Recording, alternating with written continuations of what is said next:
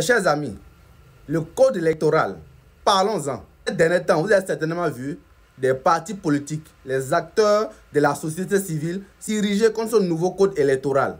Mais pourquoi exactement? Est-ce que ces raisons sont légitimes ou pas? Comme nous ne voulons pas être des jeunes qui avalons tout ce qu'on nous raconte, alors qu'on est allé à l'école, on s'est lire. Je suis allé lire dans le code et je vais vous faire un petit résumé.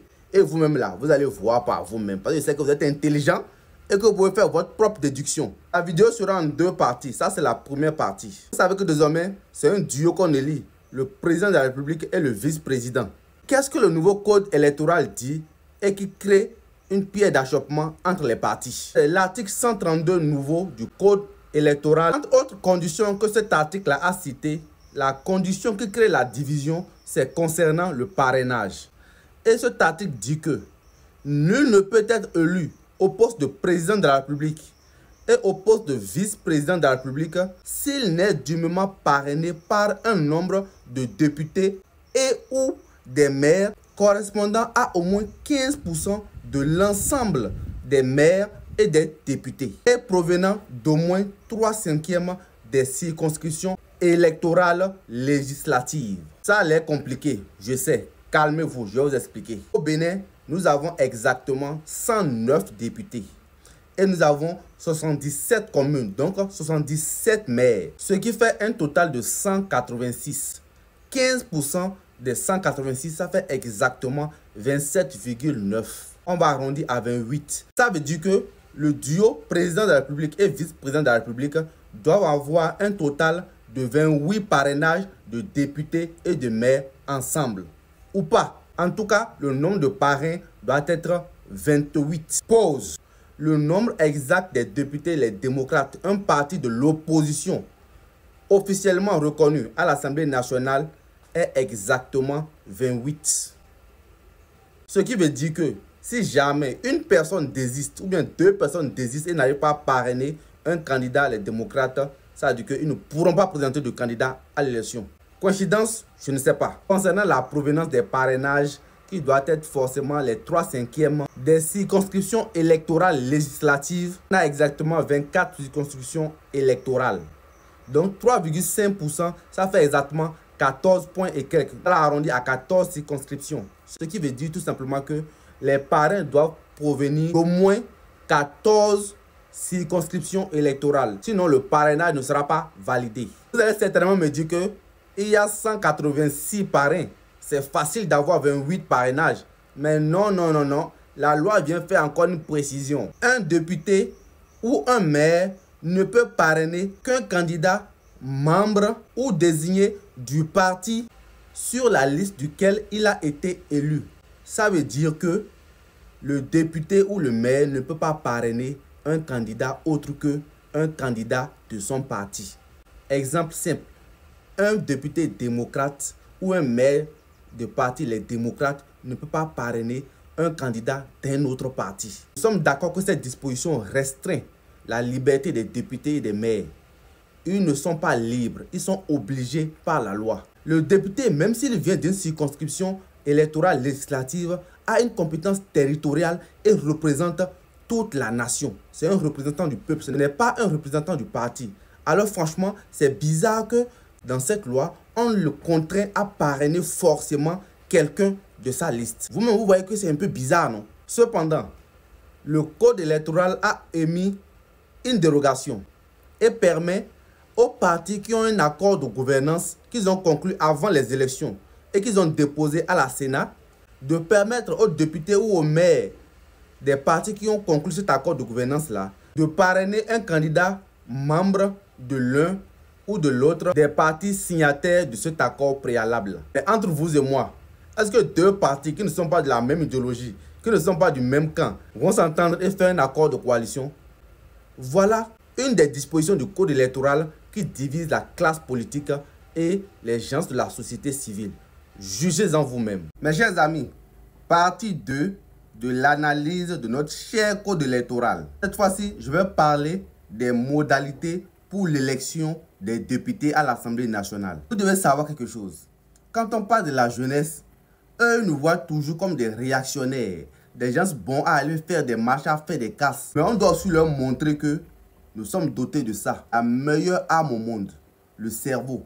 Et que nous sommes dotés d'une capacité d'analyse aussi. Rentrons dans le vif du sujet.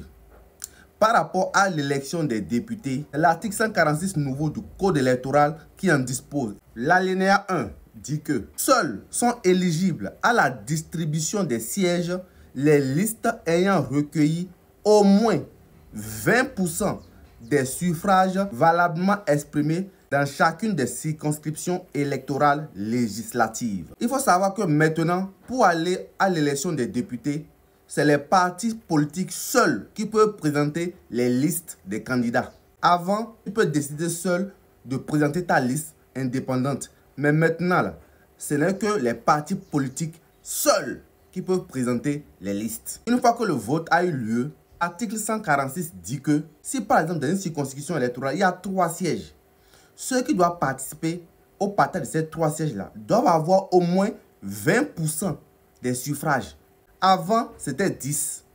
Mais maintenant, là, ils ont relevé ça à 20%.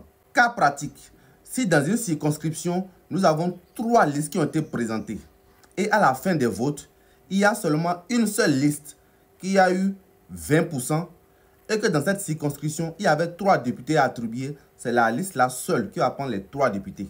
Si c'est seulement 2 listes qui ont eu les 20%, c'est les 2 listes qui vont se partager les 3 députés. Oui, je sais, vous allez vous demander, mais comment est-ce que 2 partis peuvent se partager 3 députés? Je ne peux pas trop aborder ce sujet-là, mais il faut savoir que désormais, il y a ce qu'on appelle la discrimination positive, où on veut faire la promotion des femmes. Le parti qui a eu plus de voix va attribuer un siège forcément à une femme. Et c'est que les femmes seront contentes de ça. L'alinéa 2. Toutefois, pour les partis ayant conclu préalablement à la tenue du scrutin un accord parlementaire, il sera procédé pour le calcul du seuil évoqué prévu à l'alinéa précédent à la somme des suffrages de ceux ayant récolté au moins 10% des suffrages exprimés au plan national. Tout ça c'est compliqué. Je vais vous expliquer en des termes plus simples. Pour participer au partage des sièges, il faut avoir 20%.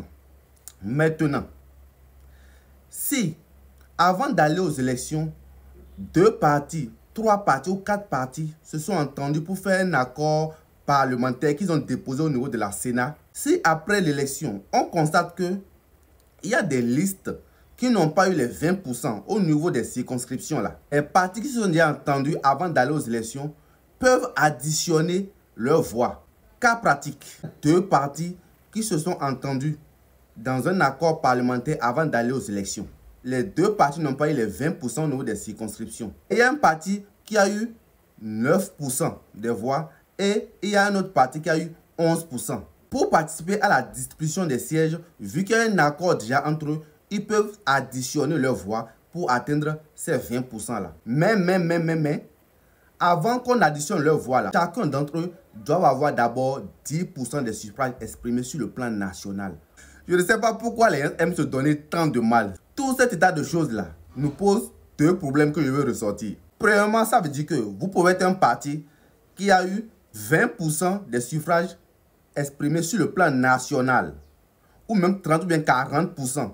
Mais dans une circonscription là, si vous n'avez pas les 20, si vous avez par exemple 19%, vous n'avez pas droit au partage des sièges des députés dans cette circonscription là. Alors que des partis qui ont eu simplement 10% sur le plan national, 10%, hein, comme ils ont déjà un accord de coalition, ils peuvent venir se cotiser leur petit 5%, 2%, 3%, 4% et réunir les 20% et vous rafler tous les sièges. Deuxième question. De quel droit un parti politique peut transférer de façon mathématique et voir que l'électeur l'aura donné à un autre parti? Qu'est-ce qui prouve que l'électeur veut vraiment qu'il y ait une coalition entre ces 2 partis-là, même s'ils sont de la même famille politique?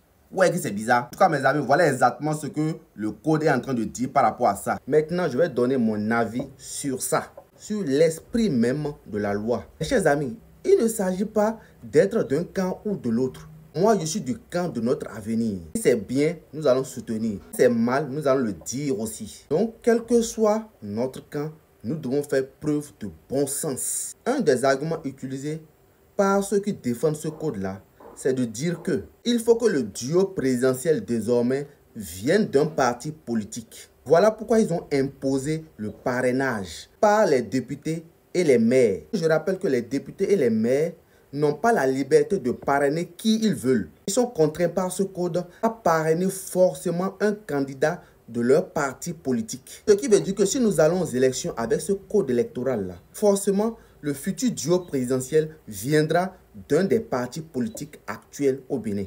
Dans l'esprit du législateur, il faut ressembler aux autres pays, aux grandes nations comme les États-Unis, etc. Même si comparaison n'est pas raison. Mais ils ne prennent pas en compte la réalité sociale et politique de notre pays. On ne doit pas être contre une quelconque modification. Mais quand on veut modifier, il ne faut pas modifier pour ressembler à quelqu'un. Mais il faut modifier pour plus se ressembler soi-même. Nous avons notre propre histoire. Et au Bénin, depuis les indépendances, il n'y a jamais eu un président qui provient d'un parti politique. Même le président actuel ne provient pas d'un parti. Ils sont élus et c'est après qu'ils forment leur parti politique pour aller à la conquête du Parlement et avoir une représentativité nationale. Si aucun président béninois n'est jamais sorti d'un parti politique, c'est parce que psychologiquement, le Béninois n'a jamais fait confiance et aux politiques et aux partis politiques.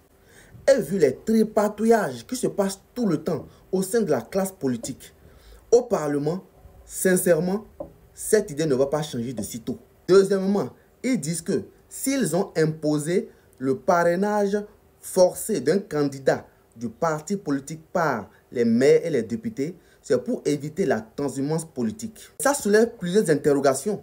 Un député représente le peuple et a une compétence nationale. Même s'il est élu dans une circonscription et à travers une liste politique, il ne doit des comptes qu'au peuple et non à un parti.